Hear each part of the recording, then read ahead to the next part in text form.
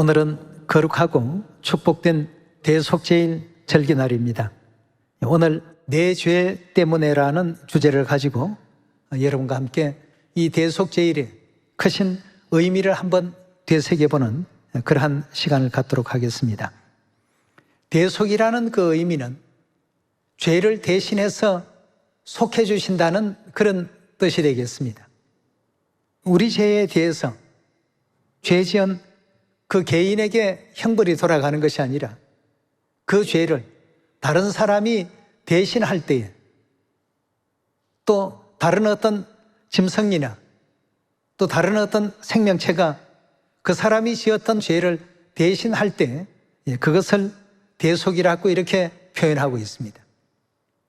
우리가 지었던 죄를 당연히 우리가 당해야 되는데 그 죄에 대한 어떤 대가를 우리가 지불해야 되는데 그리하지 아니하고 우리는 죄 없는 사람으로 만들어 주시고 대신 하나님께서 죄 있는 어떤 입장에서 만고의 그 고통을 또 겪으시고 당하시게 된 것입니다.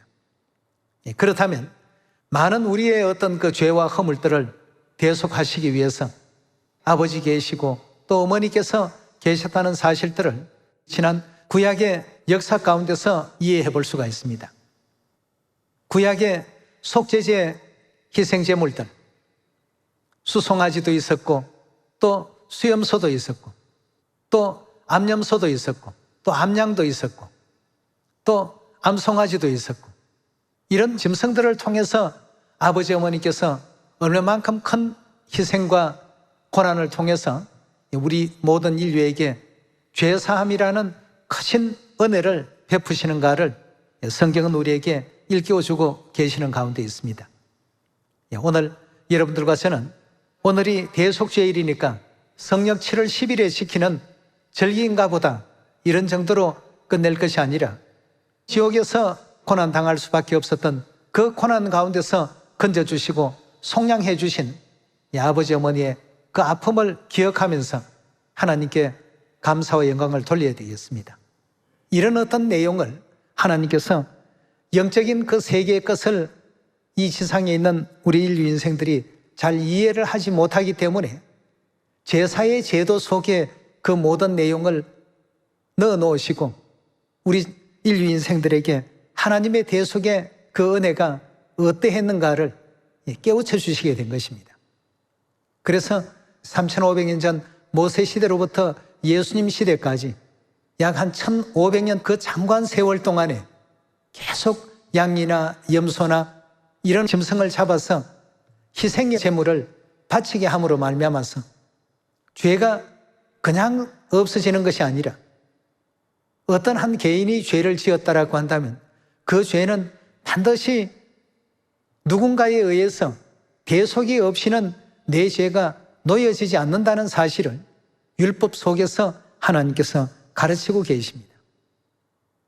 그래서 우리는 항상 내 죄 때문에 아버지 어머니 이 땅까지 오셨고 내 죄로 인해서 천사보다 못한 모습을 또 지니시고 내 죄 때문에 육체 생로병사의 모든 길들을 하나님께서도 그대로 또 겪고 계신다는 것, 이런 점들을 항상 생각하면서 내 죄가 없었다면 아버지 어머니 이 땅에 오실 일도 없고 이 땅에 오셔서 인생이 겪고 걸어야 할 그런 늙음도 또 아픔도 또 병듦도 결단코 겪지 아니하셔도 될 일들인데 또 많은 피조물들의 어떤 조롱과 또 회방과 비방 또 십자가에 달리시는 그 아픔조차도 우리 죄가 없었다고 한다면 결단코 일어나지 않을 이와 같은 일들이었습니다.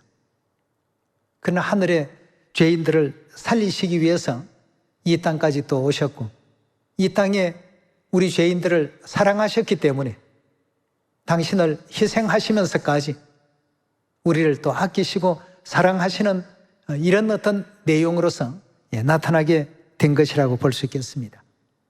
그럼 구약 율법 속에서의 역사를 바라보면 한 죄인이 죄를 짓게 되면 그 죄는 바로 없어지는 것이 아니라 그 죄인의 죄가 짐승에게 안수되고 짐승에게 넘어가면 그것이 어디로 또 옮겨가느냐 하면 성소로 잠시 동안 넘어가게 됩니다.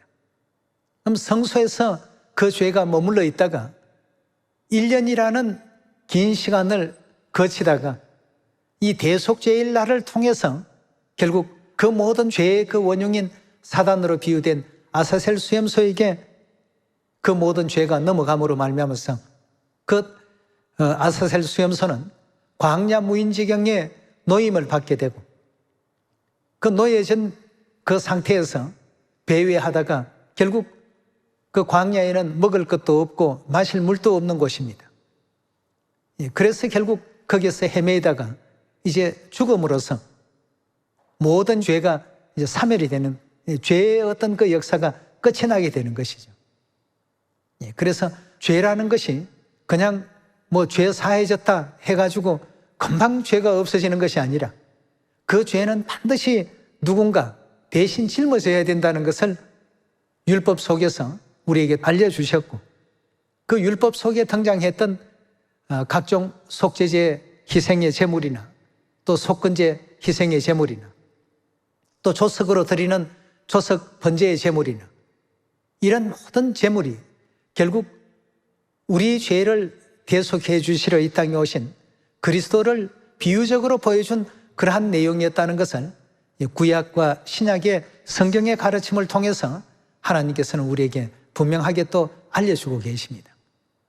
결국 아버지 하나님, 어머니 하나님께서 우리를 살리시기 위해서 친히 육체를 쓰시고 이 땅까지 오셔서 피조물들의 온갖 모욕과 조롱과 또 회방과 또 인간이 겪어야 할 모든 생로병사와 오욕칠정의 삶의 그 아픔을 온전히 다 겪으시는 이런 이제 그 아픔과 수고를 우리가 이제 안겨들었다는 것입니다.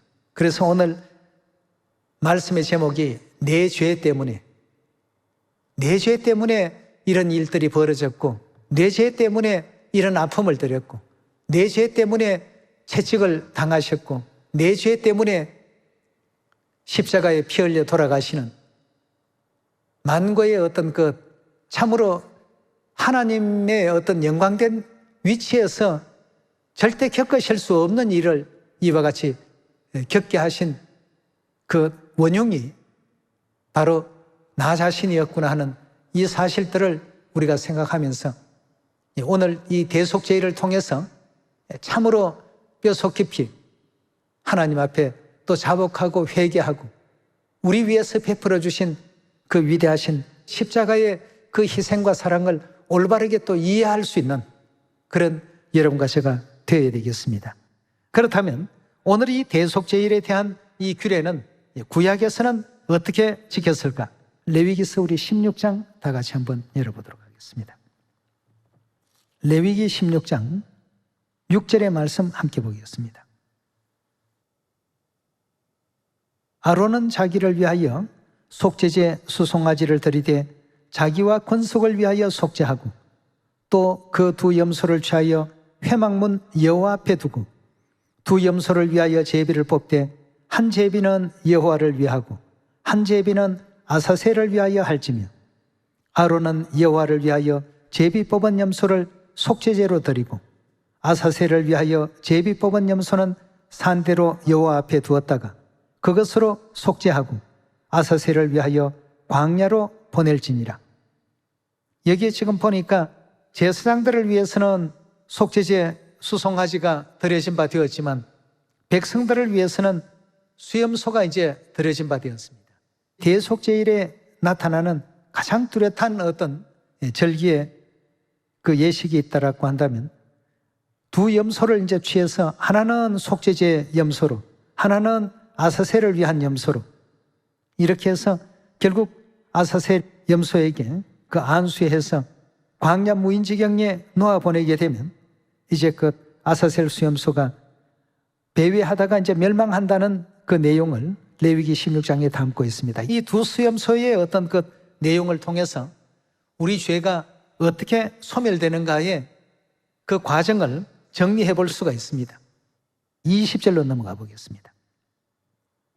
그 지성소와 회막과 단을 위하여 속죄하기를 마친 후에 산염소를 들이되 아론은 두 손으로 산염소의 머리에 안수하여 이스라엘 자손의 모든 불의와 그 범한 모든 죄를 고하고 그 죄를 염소의 머리에 두어 미리 정한 사람에게 맡겨 광야로 보낼지니 염소가 그들의 모든 불의를 지고 무인지경에 이르거든 그는 그 염소를 광야에 놓을지니라.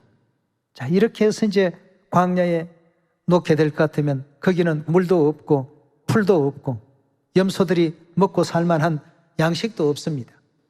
그래서 이제 배회하다가 결국 죽게 되는 이 모든 그 과정은 우리의 죄가 잠시 잠깐 성소로 비유되어 있는 하나님께로 옮겨졌다가 또 종래에는 사단에게 넘어감으로 말미암아서 사단은 죄를 낳게 된 하나의 어떤 그 시초였기 때문에 죄에 대한 그 대가와 결과를 사단이 고스란히 짊어지고 결국은 이제 멸망하게 된다는 것을 구약의 율법 속에서 이 모든 내용들을 가르치고 있는 대목이 되겠습니다. 구약의 이스라엘 백성들은 죄를 짓게 된다면 평시에 항상 염소가 됐든 양이 됐든 끌고 가서 자기가 이만한 죄를 지었으니까 내 죄를 이 염소에게 다 넘겨주십시오 해서 이제 그 바치는 속죄제 염소들이 있었습니다. 또 속죄제 양도 있었습니다. 매일같이 짓는 죄에 대해서 말이죠. 그렇다면 제사장은 양이나 염소나 그 제물을 희생시켜서 피를 이제 제단에 뿌리고 이렇게 이제 그 뿌려놨던 것이 1년간 쌓이게 됩니다. 그 1년 동안 성소에서 그 모든 일들이 결행이 되는 것이죠. 백성들이 죄를 지으면 그 죄를 자기를 대신해서 짐승들에게 전부 전가를 시키고 그 대속물들을 제사장에게 끌고 와서 거기서 희생하게 됩니다. 내가 죽어야 될 일을 짐승이 대신 죽어주는 것이죠. 그래서 그 피를 제사장은 이제 뿌리게 되는데요. 이 1년간 성소에 모아졌던 모든 백성들의 죄를 오늘 바로 대속죄인, 대제사장이 1년 1차씩 어디에 들어간다고 되어 있느냐 하면 지성소로 들어간다고 했습니다. 평시에는 성전 바깥뜰에서 진행되었던 피뿌림의 역사였지만 대속죄일만큼은 그 짐승의 피를 가지고 지성소까지 들어가서 지성소에 전부 피를 뿌리게 됩니다. 그래서 1년 동안 지었던 전 이스라엘의 모든 죄를 아사셀 수염소에게 안수해서 광야 무인지경으로 끌고 가서 사람이 살지 않는 그 황량한 사막에 그 아사셀 수염소를 풀어놓게 되면 그 아사셀 수염소는 광야에서 먹이도 없고 누가 거두어줄 사람도 없는 곳에서 배회하다가 결국 죽게 됩니다. 자, 그렇다면 우리의 죄가 잠시 잠깐 성소로 이제 넘어가게 되는 그 과정 속에 이 아버지께서 어머니께서 전부 우리의 그 죄를 대신해 주셨다는 성경의 가르침을 이사야 53장에서 살펴보도록 하겠습니다. 이사야 53장. 이사야 53장 1절의 말씀 함께 보겠습니다. 우리의 전한 것을 누가 믿었느뇨? 여호와의 팔이 네게 나타났느뇨? 그는 주 앞에 자라나기를 연한 순 같고 마른 땅에 나온 줄기 같아서 고운 모양도 없고 풍채도 없은즉 우리의 보기에 흠모할 만한 아름다운 것이 없도다. 그는 멸시를 받아 사람에게 실어버린 바 되었으며 영광을 받으셔야 될 하나님께서 멸시를 당하게 만드는 일도 결국은 하늘 자녀된 내 죄 때문에 이런 일들이 발생이 되었습니다. 그는 멸시를 받아 사람에게 실어버린 바 되었으며 간고를 많이 겪었으며 칠고를 아는 자라. 마치 사람에게 얼굴을 가리우고 보지 않음을 받는 자 같아서 멸시를 당하였고 우리도 그를 귀히 여기지 아니하였도다. 그는 실로 우리의 질고를 지고 우리의 슬픔을 당하였거늘 우리는 생각하기를 그는 징벌을 받아서 하나님에게 맞으며 고난을 당한다 하였노라. 그가 찔림은 우리의 허물을 인하며 그가 상함은 우리의 죄악을 인함이라. 그가 징계받음으로 우리가 평화를 누리고 그가 채찍맞음으로 우리가 나음을 입었도다. 우리는 다 양 같아서 그릇 행하여 각기 제 길로 갔거늘 여호와께서는 우리 무리의 죄악을 그에게 담당시키셨도다 하고 했습니다. 간구와 질고를 우리 죄 때문에 당하시는데도 불구하고 우리가 그를 귀히 여기지 아니하고 멸시를 당하시는 이런 어떤 환경 속에서도 조금도 개의치 아니하시더라고 했습니다. 하나님께서는 이런 입장에 처해서는 안 되실 분은 아니겠습니까? 전부 알고 보니 십자가의 채찍도 또 십자가의 피 흘리심도 십자가에서의 그 조롱도 결국 내 죄 때문에 이런 어떤 일들이 벌어졌구나 하는 것을 우리는 이사야 53장을 볼 때마다 그냥 볼 것이 아닙니다. 이 대속의 크신 이 은혜를 정말 배반하는 사람은 지옥에서도 수천 년, 수억만 년 그것에 수억 갑절 그 죄를 당한다 하더라도 마땅한 것이고 당연한 것이라고 볼 수 있겠습니다. 우리 죄 때문에 영광 받으셔야 될 하나님께서 멸시를 당하시고 영광 받으셔야 될 우리 하나님께서 조롱을 당하시고 영광 받으셔야 될 우리 하나님께서 핍박을 받으시고 정말 참 말이 안 되는 이 일을 하게끔 만든 어떤 장본인들이 오늘의 나 자신이라는 것을 우리가 다시 한번 되돌아볼 때 아버지 어머니 그 은혜를 이 진리 안에서 올바르게 우리가 또 깨닫고 하나님을 어떻게 기쁘시게 할까를 밤사마다 생각할 줄 아는 그런 우리가 되어야 되겠습니다. 이사야 50장으로 넘어가겠습니다. 이사야 53장이 아버지께서 내 죄 때문에 당하신 그 모습을 보이신 것이라면 이사야 50장은 또 하늘 어머니에 대한 내 죄 때문에 당하신 그 모습을 설명하고 있습니다. 50장 1절입니다. 나 여호와가 이같이 이르노라. 내가 너희 어미를 내어보낸 이혼서가 어디 있느냐? 내가 어느 체주에게 너희를 팔았더냐? 오직 너희는 너희의 죄악을 인하여 팔렸고 너희 어미는 너희의 허물을 인하여 내어보냄을 입었나니라 하고 했습니다. 어느 장면을 보더라도 전부 다 내 죄 때문입니다. 이사야 53장이나 이사야 50장이나 그리고 이 땅에 살아가면서 나는 한 번도 죄 지은 적이 없다라고 자기 자신의 그 의의를 나타내고 설명하는 사람들이 있습니다만 성경은 분명히 말하고 있습니다. 너희가 만일 죄 없다 하면 하나님을 거짓말하는 자로 만든다고 말이죠. 요한일서 1장 다 같이 한번 열어보겠습니다. 요한일서 1장입니다. 요한일서 1장 8절의 말씀 보겠습니다.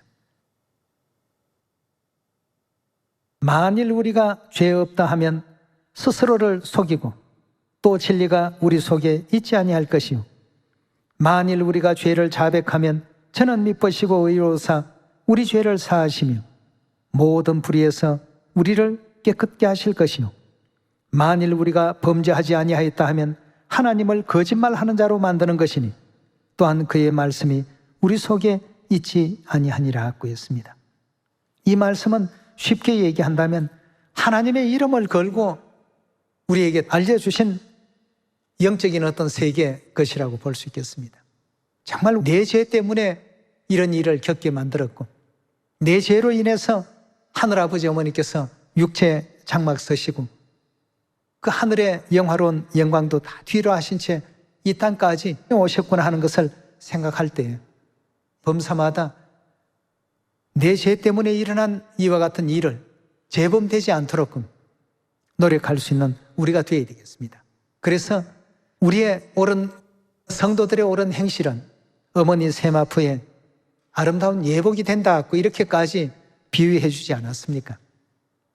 그런 옳은 행실을 할 수 있게 되는 것은 아버지 어머니의 희생과 사랑을 알았기 때문에 그렇게 하는 것이지 그걸 온전히 깨닫지 못하면 또 역시나 이 땅에서 또 악한 일에 연루가 되고 또 죄를 범하게 되고